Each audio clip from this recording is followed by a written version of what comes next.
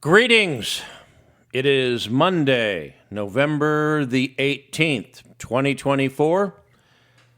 I'm Thomas Caldwell of the Iranian column, and this is the Monday Morning Report. One of the curses of American English is our use of idioms. And sometimes when you're speaking to people whose native language is not English, it can get pretty confusing. Or even if you're a native speaker of some other form of English, and there are many in the world. And I'm going to use a reference of an American idiom, and it's called playing chicken. Now, what is playing chicken? Well, it's a rather stupid game that younger American males tend to play in one form or another, and chicken refers to someone who is cowardly. And one method by which this game can be employed is you have a long, straight road, and on either end is some rather foolish young person behind the wheel, and at the given signal, they both accelerate at full speed towards each other. The object of the game, if you can call it that, is for one person to stop or veer off before a head-on collision occurs. Now, there are no official statistics as to where this is played, how it's played, or what the fatality rate is. But let's just say it's more than zero. Playing chicken could be a very good description of what the Biden administration is now doing with the Russian Federation, what Mr. Biden is doing with Mr. Putin. Over the last day, it's come out that the Biden administration, reversing its long-held position, has authorized the Ukrainian former president comedian to utilize American long-range missiles to hit targets in Russia. Earlier this year, Vladimir Putin, the commander-in-chief of the Russian armed forces, said that any such attack on his territory by American weapons would result in a war with the United States and NATO. Now, something to point out, these weapons are not being handled 100% by Ukrainians, almost certainly. There's Americans involved. Why would Mr. Biden do this? Now, the man had to drop out of the American presidential election because he's, let's put it politely, a senile old fool.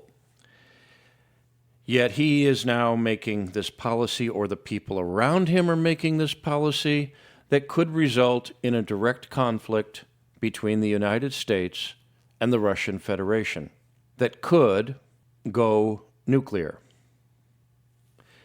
I'm not going to sugarcoat this for anybody. This is bad. This is real bad. And in reading various news reports today, there are some that are not putting any comment on it. There are some that are trying to put a positive spin on it, which didn't really work very well. Oh, he's trying to bring the Russians to the negotiating table. It's a foregone conclusion that the Ukrainians, who are basically corrupt criminals, the people running Ukraine are corrupt criminals, folks. Sorry, that's just a fact of nature. Kind of like the sky being blue. They're going to use these things. And when that happens, everything is up in the air as to where it can go. I was born a few months before the Cuban Missile Crisis, and in my lifetime, this is probably the closest we've ever come to a real World War III. People are throwing that around this morning in various news locations, World War III. They're not exaggerating. This is bad. Why they're doing this, playing chicken, I've had several people ask me that this morning, and I said, I can't get into the mind of a child molester. I can't get into the mind behind this. There's no reason to do it. There's none. There was no reason to back Ukraine in this whole thing. The U.S. should have been trying to stop this war as opposed to promote it. The Europeans seem to be realizing exactly how bad this has gotten. We're supposed to hear later today from Vladimir Putin. That's some of the things I've been reading, although it's a little unclear as to how that'll go. The Biden administration is playing chicken only a few months before they're about to leave office. Why anyone voted for the Democrats in this past year is beyond me.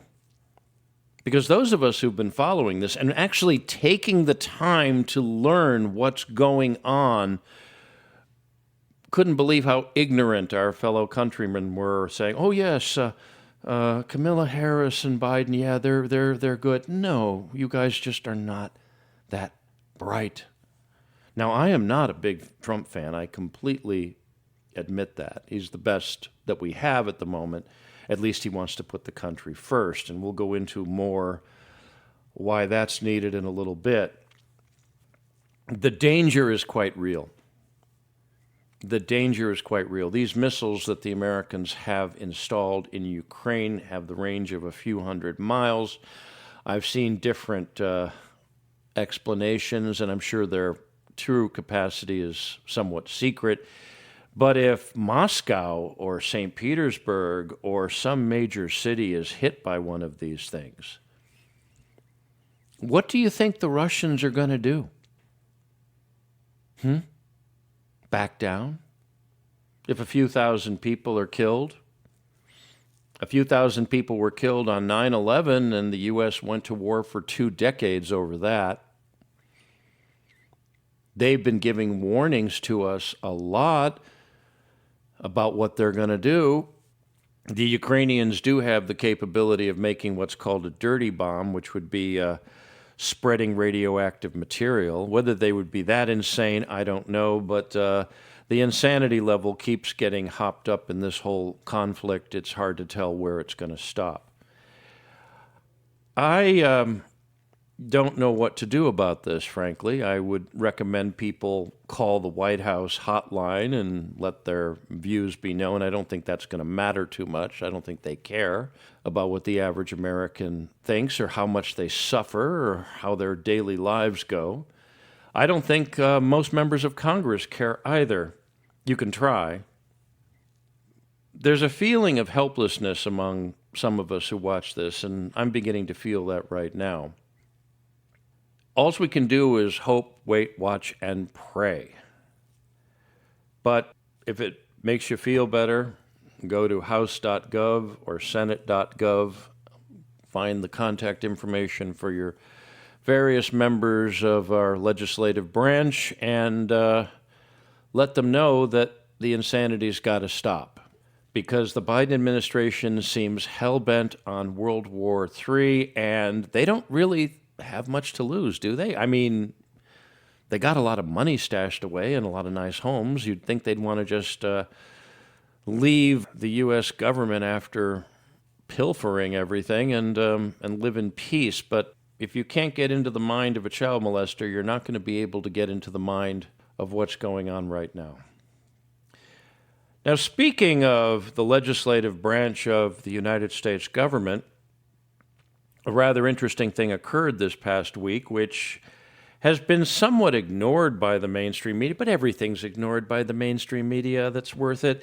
And this is the words on the House floor by a congressman from North Carolina named Wiley Nickel. He openly outlined a plan for a shadow cabinet, effectively a shadow executive branch of government. In other words, nothing that the Trump administration was going to do was going to have any effect. Congress was going to set up its own executive branch. Wow. Forget about unconstitutional. That's sedition. That's real sedition, not the nonsense about January 6th. That's real sedition. And I was watching this, and then I checked the constitutional and U.S. legal definition of sedition and said, yeah, this guy is out there basically inciting one branch of the government to rebel against the other and outlining how they want to do it. You see, a very uncomfortable truth, not just about the Democrats, but about the Republicans, is that most of them have a vested interest in what's going on, namely the corruption, the kickbacks, the donations. People come into Congress and are paid, what, about $150,000 a year, maybe with benefits and everything? Let's just round it up to $250,000. And Washington's a pretty expensive place to live. Take it from someone who knows. And they're walking away years later as millionaires, many dozens of times over in some cases. The corruption is so deeply rooted that the Trump people coming in, of course they're going to be resisted. They're not going to be resisted. They're going to try to stop them. Because if you really do follow the money, it's going to lead to some pretty interesting places and more than likely some very interesting foreign bank accounts. This is how bad things have gotten. They talk about it being a swamp, and it's not. A swamp is a natural living organism in the natural world. It's a beautiful place in some ways. This is a toxic waste dump. But this just shows exactly how nuts things have gotten at the higher levels of the U.S. federal government. There's no other way to put it. Anyone who's a journalist, anyone who's a reporter has to admit this, not just to themselves, but to the people they report to. This is how bad it's gotten. One example is the report that just came out. The Pentagon, the Department of Defense, cannot account for $824 billion. $824 billion. The average person can't even imagine that amount of money. They can't even imagine 1% of that amount of money, or a fraction of a percent of that amount of money. And it's gone missing. They can't say where it went to. That $824 billion went someplace. There's got to be a paper trail of it somewhere. So when you see members of Congress resisting and talking about how terrible these people coming into government are that want to clean things up, you can see what's going on. I mean, it's pretty obvious. One of the books I reviewed not too long ago, and I would urge you to go back and check the previous work on Substack I've done. One of the book reports was called The Big Guy, how Biden basically and his family raided the United States. They not only took the cookies out of the jar, they took the cookie jar too. That book will make your blood boil. This is what these people are. They are the Biden crime family, but there's a lot more crime families than just them in the congressional realm. You're talking trillions of dollars. If it's $824 billion from the Pentagon alone, it's way up in the trillions that have gone missing. Where did that money go? That's our money. Or I should say China's that we borrowed and have to pay back. Again, why did anyone vote for this in the previous election? Why? Really? So, Mr. Nickel, you've demonstrated sedition. It'll be interesting if you're charged with that. But if Congress goes through with coming up with its own executive branch of government, when you see these people stand up and openly defy the Constitution they are sworn to uphold, it shows how bad things have gotten. The average person in Congress, if you have a chance to meet them, they're not that smart. They're ambitious, they're clever, they're not that smart. Some of them are. Most of them aren't. I think we have to do what some republics in earlier history did, and that would be in Rome, I believe, during the time of the Republic, that senators had to limit their income. It was limited to farm production, actually. You had to be a landowner to be in the Senate, and you had to raise your funds through growing food or something productive like that. You couldn't be a merchant and be in the Senate, at least in the early years. Maybe members of our Congress have to take an oath of poverty. That would really clean things up, wouldn't it?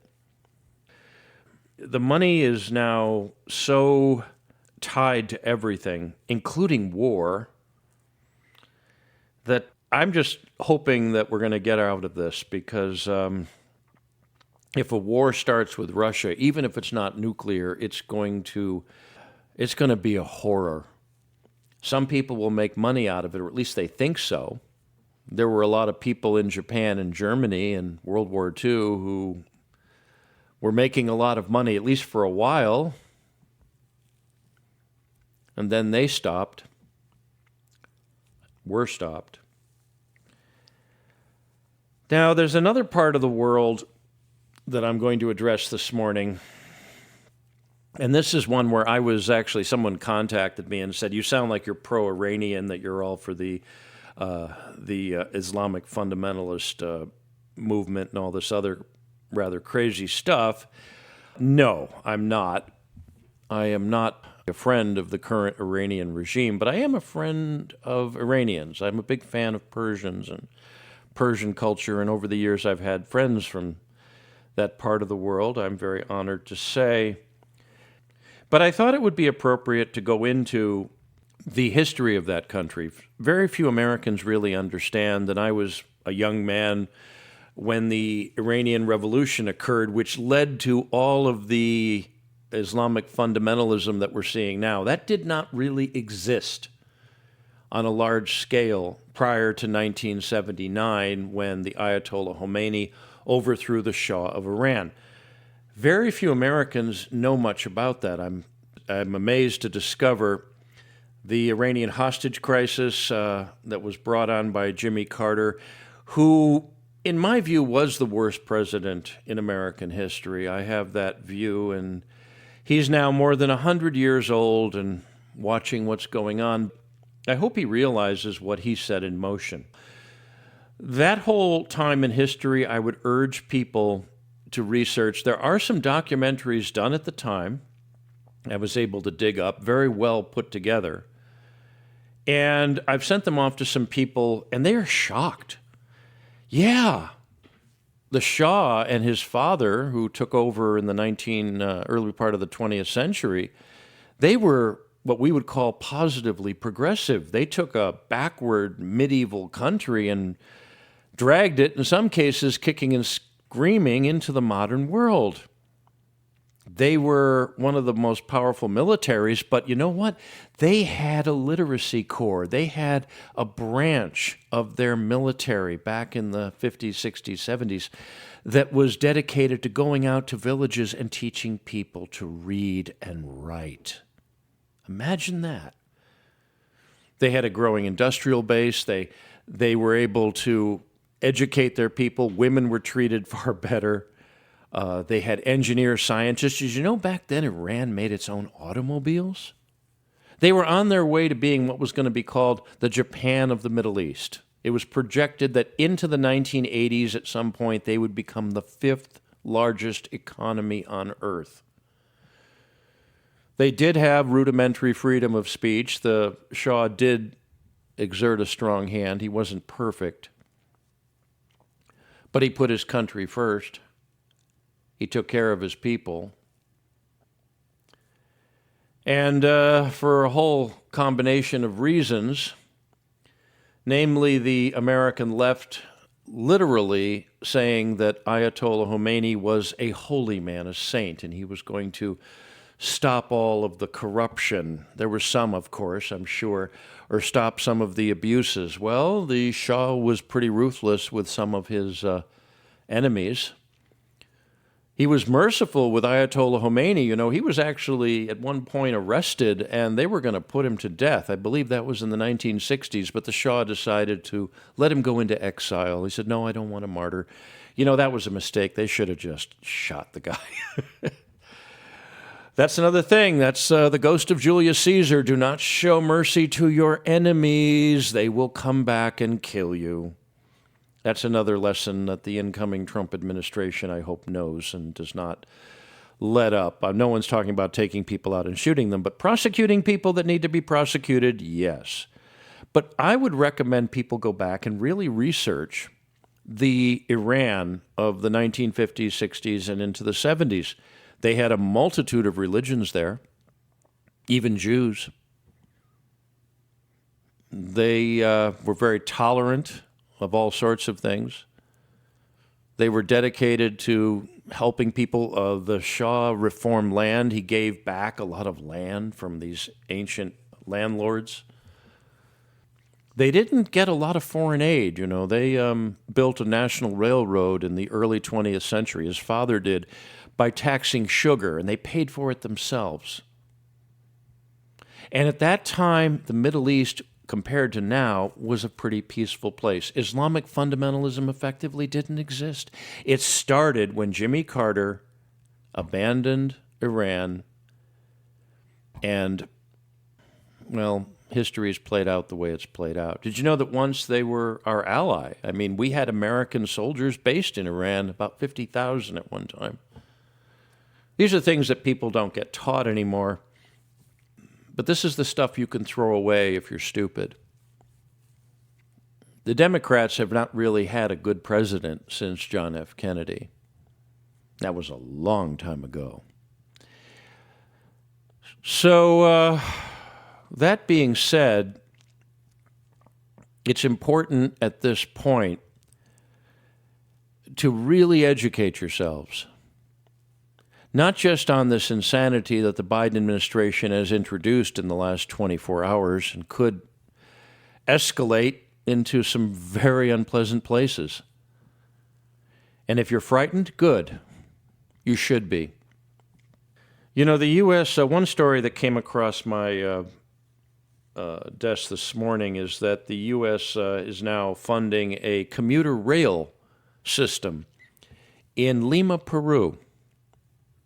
That was interesting to learn. Yeah, the U.S. government is paying for a commuter rail system in the city of Lima, Peru. I recently took Amtrak to some Middle America location. It was a fascinating trip, but the trains were old, rickety. During the trip, one broke down. One I was on broke down for like an hour and a half. It was... Yeah, we have a lot of infrastructure problems in this country, but we're trying to build up other countries. This is globalism, folks. This is globalism.